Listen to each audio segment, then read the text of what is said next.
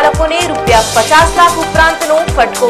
ડેમમાંથી 600 ક્યુસેક પાણીની આવક। 30 વર્ષમાં બીજી વખત જળસ્તરમાં સૌથી વધારે ઘટાડો। એક સમયે જેટી પાસે 20 ફૂટની જગ્યાએ 2 ફૂટ જ પાણી રહ્યા। કબીરવડમાં પાણી કિનારાથી 800 મીટર દૂર પહોંચી ગયા। નર્મદા ડેમમાંથી પાણી છોડવામાં નહીં આવતા 30 વર્ષ બાદ બીજી વખત કબીરવડ ખાતે નદીનો પટ સુકાઈ ગયો છે। કિનારાથી પાણી 800 મીટર દૂર જતા રહેતા હોડી સંચાલકોને ₹50 લાખ ઉપરાંતનો ફટકો પડી રહ્યો છે। નર્મદા ડેમમાંથી પાણી છોડવામાં નહીં આવતા 30 વર્ષ બાદ બીજી વખત કબીરવડ ખાતે નદીનો પટ સુકાઈ ગયો છે। કિનારાથી પાણી 800 મીટર દૂર જતા રહેતા હોડી સંચાલકોને ₹50 લાખ ઉપરાંતનો ફટકો પડી રહ્યો છે। એક સમયે જેટી પાસે 20 ફૂટ પાણી રહેતા હતા, તેના બદલે હવે માત્ર 2 ફૂટ પાણી રહી ગયા છે। છેલ્લા 3 વર્ષથી ડેમમાંથી પાણીના અભાવે ખેડૂતો, માછીમારો અને હોડી સંચાલકો માટે ઉનાળો આકરો બની રહ્યો છે। ગુજરાતની જીવાદોરી ગણાતી નર્મદા નદી ડેમમાંથી પાણી છોડવામાં નહીં આવતા સુકાઈ રહી છે। છેલ્લા 3 વર્ષથી ઉનાળામાં નદીમાં પાણી ઓછા થઈ જાય છે, જેના કારણે અનેક સમસ્યાઓ ઊભી થાય છે। આજે ગોલ્ડન બ્રિજ પાસે આપણે ઊભા છે। મા પાવન સલીલમાં નર્મદાની સ્થિતિ જો જોવામાં આવે તો બિલકુલ દયાજનક સ્થિતિ છે અને આનો બધો શ્રેય જાય છે ભાજપાના નમાર વહીવટનો। હર હર મોદી, ઘર ઘર મોદી। આ લોકોએ ભગવાનને પણ ભગવાન કરતાં મોટા મોદી સાહેબને બનાવી દીધા છે।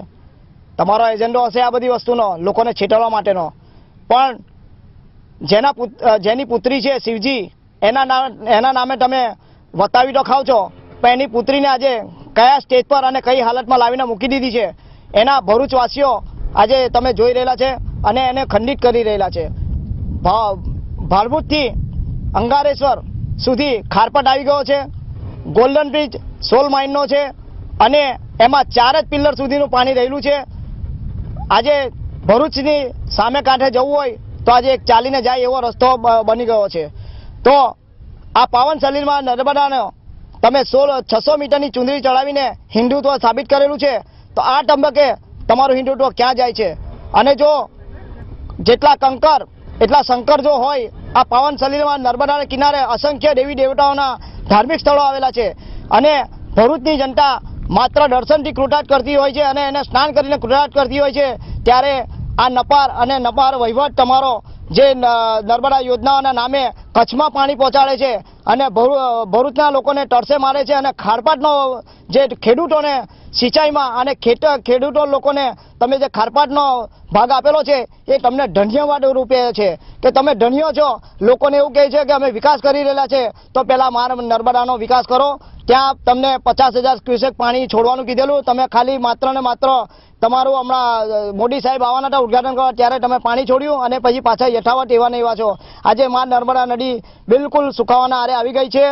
તો આવનારા દિવસોમાં જો આ પાણી છોડવામાં નહીં આવે તો આખા ભરૂચની જનતા વતી હું તમને કહું છું કે લોકો રોડ પર આવી જશે અને સમગ્ર આંદોલન કરીશું। હાલમાં ફક્ત 4 જ ગાળામાં પાણી છે, આવીને જોઈ લઈ અને આ નર્મદા નદીનું, આ મા નર્મદા નદીનું શું પાવન સલીલા માનું શું આધિત્ય છે, શું એનું મહત્વ છે, એક પંડિત પાસે એ લોકો ખોજ કરાવીને જાણી લે। ઉનાળાના વેકેશનમાં કબીરવડ ખાતે 20,000 કરતાં વધારે સહેલાણીઓ આવતા હતા, પરંતુ નદી સુકાઈ જતા છેલ્લા 3 વર્ષથી તેમની સંખ્યામાં ઘટાડો થઈ રહ્યો છે।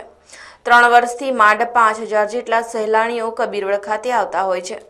નદીના જળસ્તર ઘટી જતા ગત વર્ષે ઇતિહાસમાં પ્રથમ વખત હોડી સેવા બંધ કરવાની ફરજ પડી હતી। હાલ નર્મદા ડેમમાંથી માત્ર 600 ક્યુસેક પાણી છોડવામાં આવી રહ્યું છે, જે નદી માટે પૂરતું નથી। કબીરવડ ખાતે જેટીથી પાણી 800 મીટર દૂર જતા રહેતા સહેલાણીઓને બોટમાં બેસવામાં પણ સમસ્યા નડી રહી છે।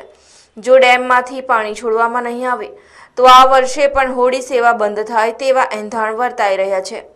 છેલ્લા 3 વર્ષથી હોડી સંચાલકોને ₹50 લાખ ઉપરાંતનું આર્થિક નુકસાન થઈ રહ્યું છે। સરકાર ડેમમાંથી પાણી છોડવાનો જથ્થો વધારે તે જરૂરી બની ગયું છે।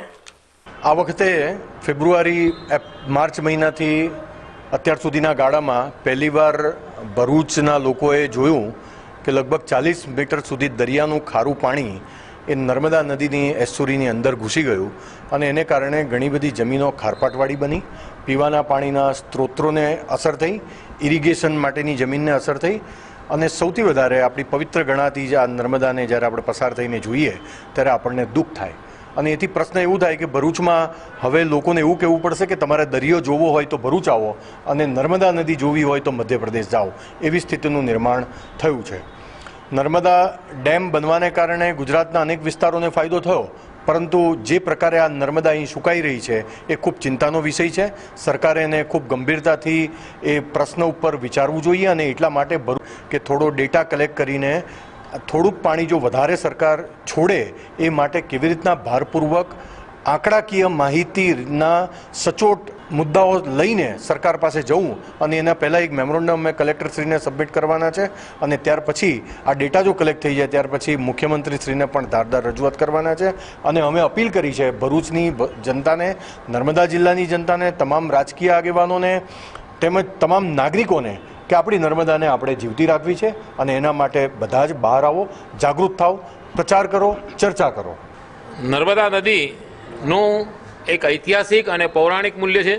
મેં પોતે નર્મદા નદીની પરિક્રમા કરી છે, ઉત્તરવાહિની નર્મદા નદીની પણ પરિક્રમા કરી છે અને હમણાં જે પરિક્રમા કરી એમાં નદીને કિનારે પાણી ઓછું હોવાને કારણે માછલાઓ મરી રહ્યા છે એ નદી આંખે જોયું છે.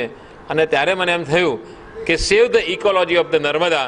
નર્મદાની અંદર પાણીનો પ્રવાહ સતત અવિરત વહે, એના માટે જે કંઈ કરવું જોઈએ એ આપણી સૌની ફરજ છે અને એના માટે આપણે જાગૃતિ કેળવવી જોઈએ. ધન્યવાદ.